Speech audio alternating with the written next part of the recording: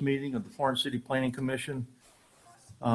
Again, this is maybe our fourth month via Zoom, and look forward to getting the commissioners all together again. And but thank you all for participating. Even though I swear Charles has got a bud in his hand, but Charles, I love picking on you, Charles. Okay.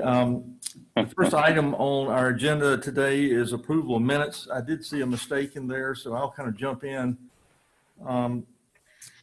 Under the first item last month, 2020-15, second paragraph, Chairman Campbell instead of Chaplain. And but that was the only correction I saw. Any of the commissioners, you received your packets. Did you see any changes, any things that need to be addressed? If not, I'll call for a motion. Motion to approve. Second. I have a motion. Do I have a second? Second. I have a motion and a second to approve the minutes with that one correction. Any discussion? Hearing none, I'll call for a vote. All those in favor, raise your hand. All those against, raise your hand. It is unanimous, and that item moves forward. Okay, the next item on the agenda is PC 2020-15. This is a request to amend the Unified Development Ordinance, and with that, I will turn it over to staff. Thank you. Good evening, everybody. I'm going to go ahead and share my PowerPoint screen so that y'all can see it.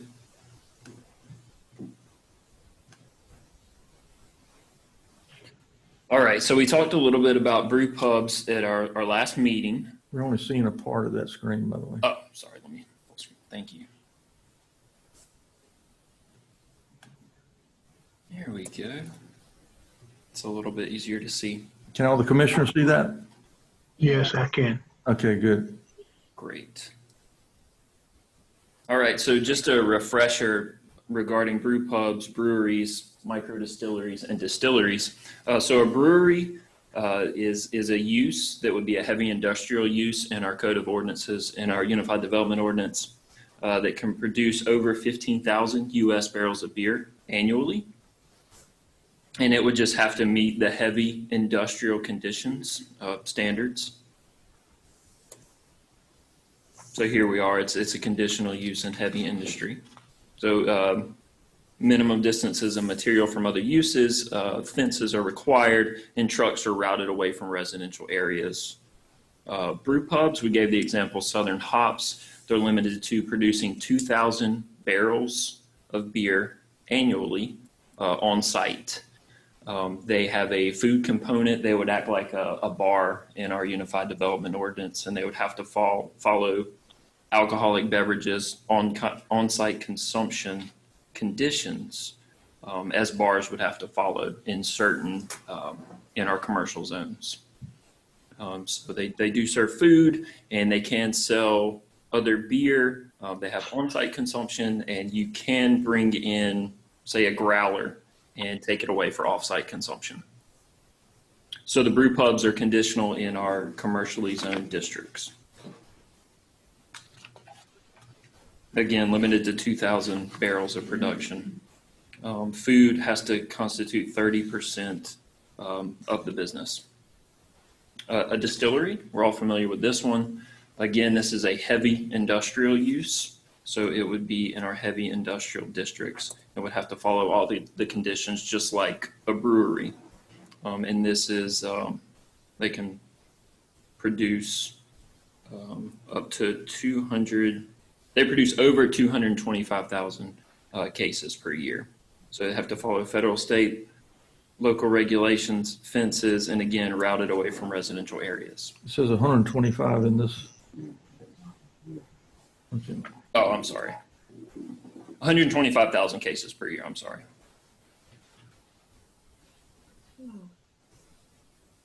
So the microbrewery and the micro distillery is where we made the changes in the ordinance. We were concerned that due to the discrepancy in Brew Pubs being 2,000 gallons per year, or 2,000 barrels per year, and microbreweries being 15,000 barrels per year, we wanted to kind of delineate it a little bit more so that we made sure in our commercially zoned districts that it had the right character and it wasn't an industrial use in a commercial zone.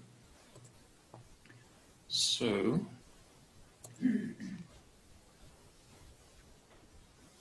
the microbrewery, you can have 48 ounces per person per day for on-site consumption as part of a tour. You can also take some for off-site consumption if you choose. These are conditional in our commercial zones and also our industrial zones as well. In the commercial zones,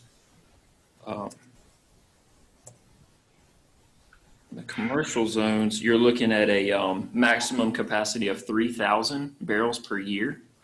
And the example that we found was High Wire Brewing Company. And here it is in Asheville, North Carolina. The paint job may be a little psychedelic, but the surrounding character, Jerry likened it to South Irby Street in Asheville. So this is something we feel would comfortably fit in our commercial zones. And here's just a few pictures, the dining area, and it looks like it was maybe a converted garage where they do beer brewing in the rear. Moving on, so those were for the commercial districts. As far as the light industrial, we kick up the barrel capacity a little bit to 10,000 U.S. beer barrels per year. Obviously, this is going to have a little bit different character due to the amount of production on site. So we feel this would be applicable in the light industrial district. And if, there is patron seating, we've also added some good conditions about being a minimum distance from other alcoholic beverage sales, and put some conditions on outdoor seating. So Edmunds Oast Brewing Company, at this particular site, they brew less than 2,000 barrels annually. They do have some other facilities that do produce more, but this particular location would be in character with our light industrial district. And here's just a few pictures. And then we move on to heavy industrial districts. So this would be a microbrewery. It's not quite a brewery. It's not producing over 15,000. It's capped at 15,000 barrels per year. So it would meet our heavy industrial conditions. And again, it just takes into account outdoor seating if possible. And again, maximum barrels 15,000 per year.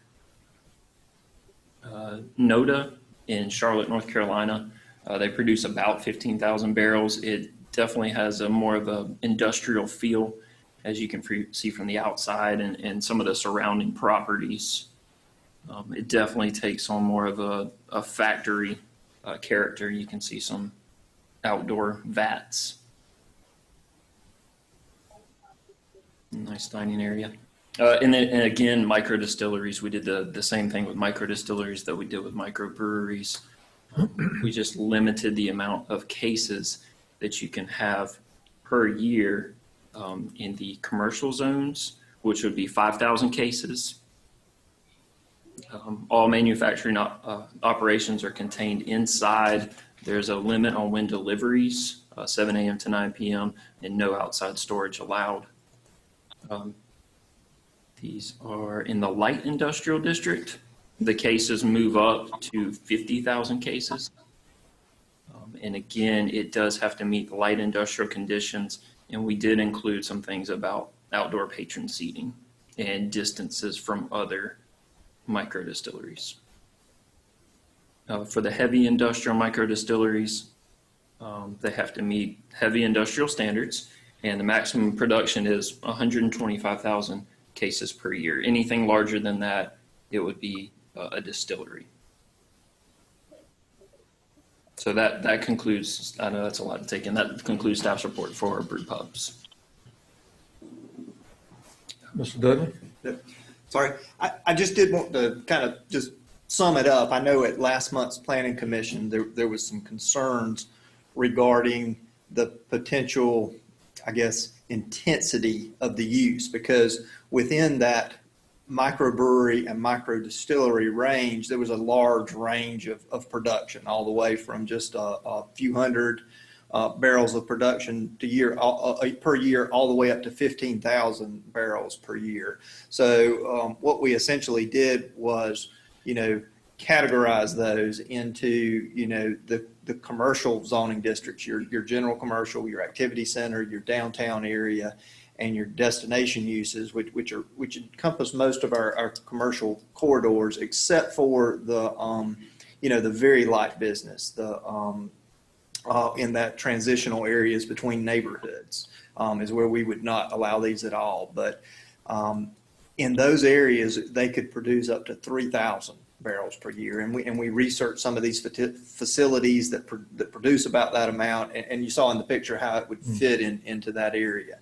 And then up to 10,000 barrels takes on more of a light industrial character, but based on our research. And above that, really gets into some more intense use with heavier truck traffic. You've got materials being delivered, product being trucked out and distributed. So we felt like anything, even though by industry standards they're still classified as a microbrewery or a micro distillery, then just the intensity of that use in our town should probably be limited to a heavy industrial area.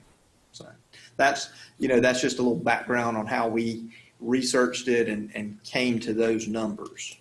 Thank you, Mr. Dudley. And Mr. Johnson, I want to applaud the staff and the work they put in this. It's an amazing amount of information. I think they have made it to where we can understand it very easily, and I think it's very well done. I want to remind the commissioners that this came before us last month in the July meeting. And another reason for the delay is there was just so much information we couldn't get our arms around it. So we asked to defer it to this month so the commissioners could spend a little time on it. There will not be a public hearing portion of this. There will be a vote, but before I go there, I do want to invite the commissioners. One of our guests that is, Stephen was with us last month.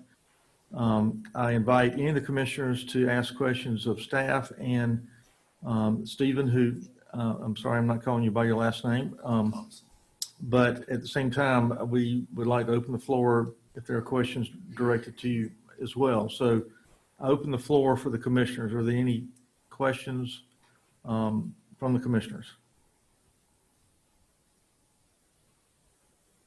It doesn't surprise me because it was, like I said, very well put together. It's been explained very well and very well researched. Hearing no questions, I will call for a motion. I move we approve. Mr. Howard has made a motion to approve. Do I have a second? Second. I have a second to approve as submitted. Is there any discussion? Hearing none, I'll call for the vote with a raised hand. All those in favor, raise your hand. That is unanimous. Do we have a voice only, like Ms. Gregg on? Robbie, can you say yay or nay on that? Yay. Did he say nay? Aye. Robbie, vote again, please, yay or nay?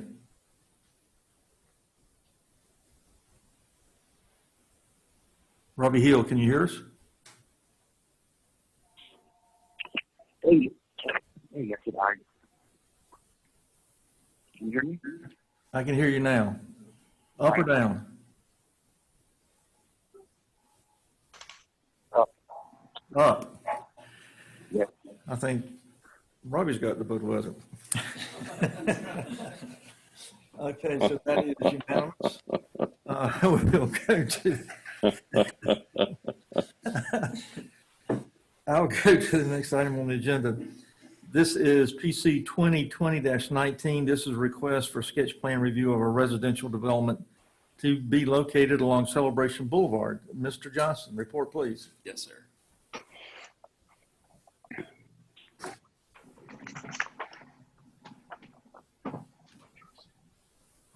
All right, so this is for 12 Oaks Townhomes. This is off of Celebration Boulevard.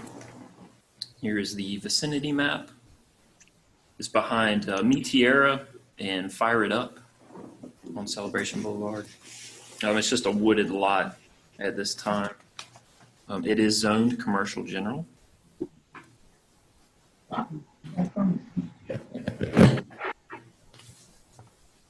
And here's the sketch plan. It's a little hard to see, but the development is 3 acres.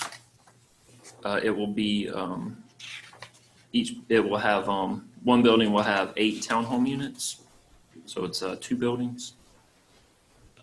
It does meet the sketch plan requirements for the Unified Development Ordinance regarding minimum lot widths, prescribed setbacks, and the minimum square footage for each individual subdivision if they so choose to subdivide.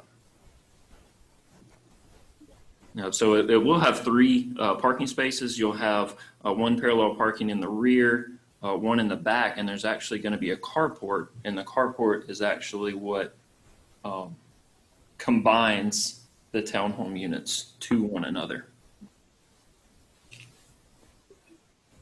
All units must be established on single lots and so arranged to ensure public access. So basically they all have to show that they can be subdivided, and they'll all have water, sewer, stormwater. And the sketch plan does show the ability to subdivide these lots into separate units.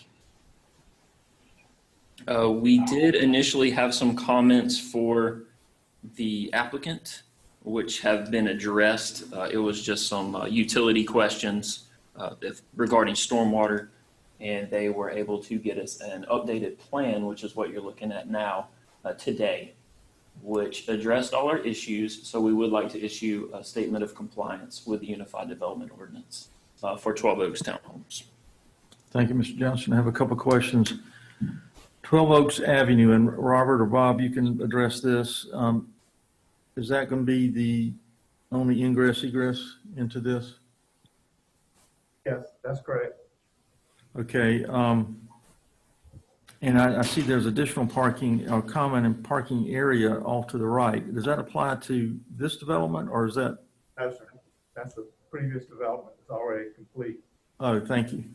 And this 12 Oaks Avenue comes out beside Fire It Up, or where exactly does it come out on the Celebration?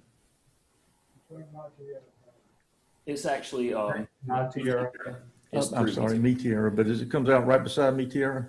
It does, right. They have a 50-foot ingress-egress easement from Me Tierra to access this otherwise landlocked. Okay, I see it now on this plat. I'm sorry. Oh, no.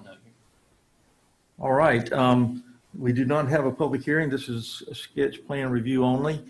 Do any of the commissioners have a question of staff or of the developer and his engineer? Any questions? Hearing none, I will call for a motion.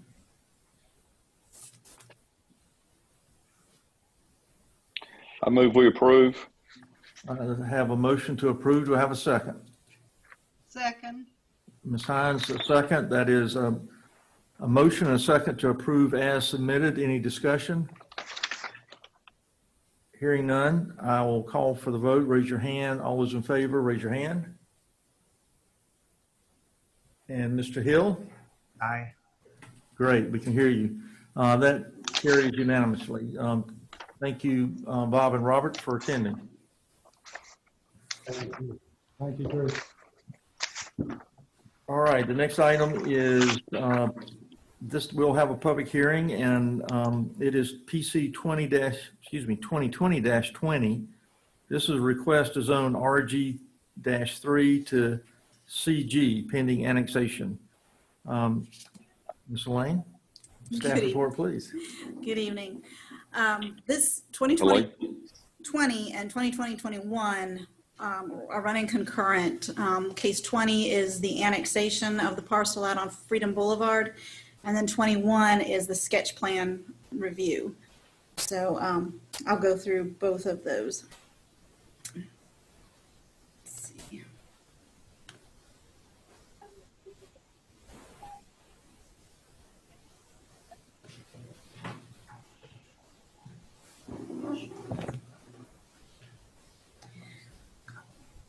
All right, this is an 88-acre parcel located on Freedom Boulevard at Gilbert Drive. It is, it connects to the city limits through the rear, through, I believe it's Richmond Hills subdivision behind it.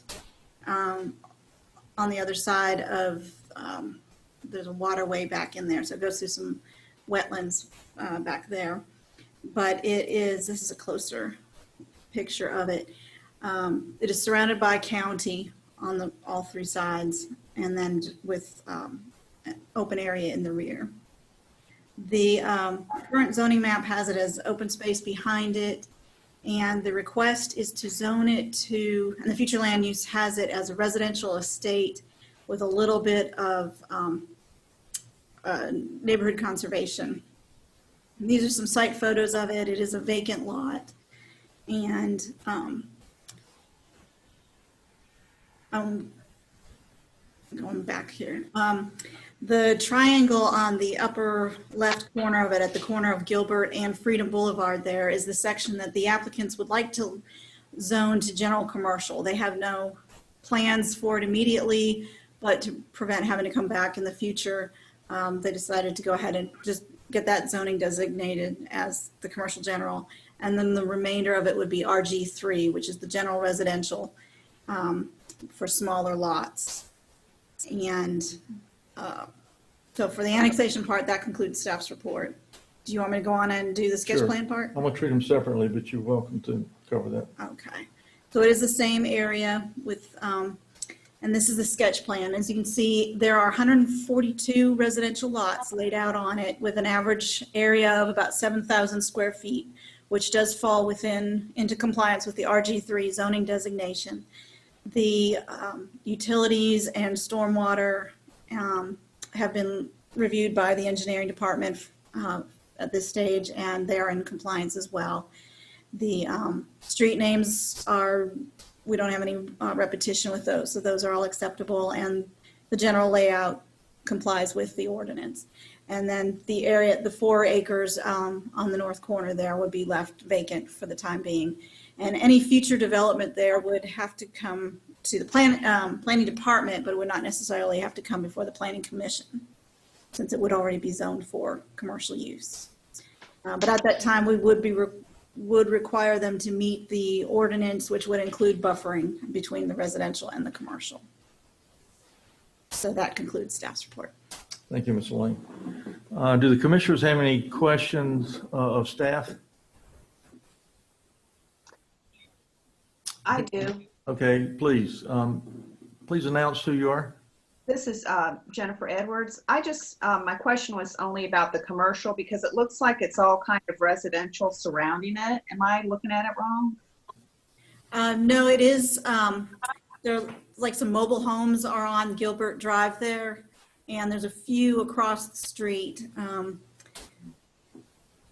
As you can see from this map, maybe a little bit better from here. Yes, but it's fairly sparsely developed out there.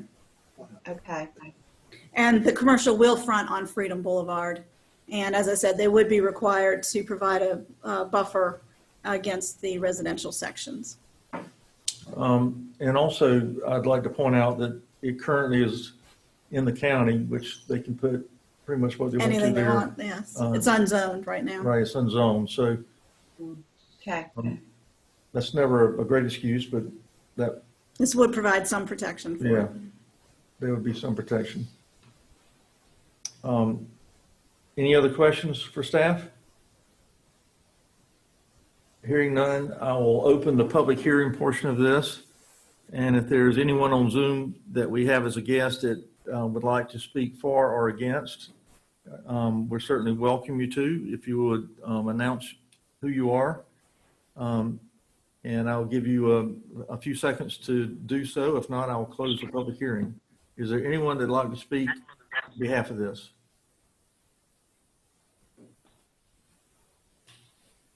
Hearing none, I will close the public hearing portion of this and call for a motion.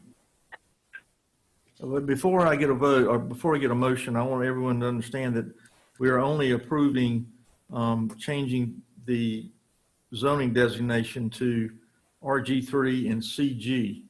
We're not voting on the sketch plan. So with that said, I will call for a motion, and this will be PC 2020-20. We are voting on this change pending annexation, That is correct? correct, Mr. Howard. Okay. Yeah, I move we approve as submitted. Okay, I have a motion. Do I have a second? Second. Thank you. I have a motion and a second. Any discussion? Hearing none. All those in favor, raise your hand. Mr. Hill? Aye. That is unanimous. Thank you all. We now are going to step down to PC 2020-21.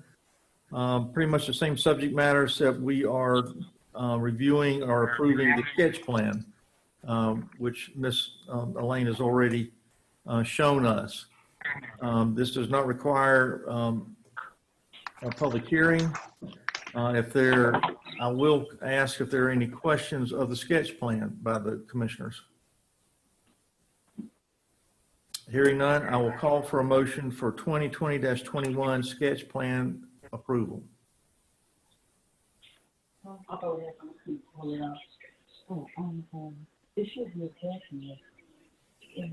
that a motion? No. I move we approve. If that's not a motion. Okay, that was a motion to approve. I'm not sure who was doing that talking. Do I have a second? Second. Thank you. I have a motion, a second to approve as submitted. Any discussion? Hearing none, I'll call for the vote. Hand raised, please. All those in favor? Mr. Hill? Aye. It is unanimous. Thank you. So PC 2020-21 passes unanimously. That is all we have on the agenda. Mr. Dudley, do we have any old or new business that we can discuss? We do not, other than the hopes that things will get better and I'll be able to see everyone's smiling face in person before long. So. Absolutely. Thank you. And I want all the commissioners to know that I miss y'all, and I look forward to not only things getting back to normal, but us to get back to y'all are friends and Padres. So I look forward to us being together again. Thank you for all you do. With that said, Mr. Moses? Is Mr. Moses is on, right? Okay. I call for a motion to adjourn. I make a motion that we adjourn. Thank you, sir. We have a motion to adjourn. I won't even ask for a second. Y'all stay safe and good night. All right. Good night. Aye.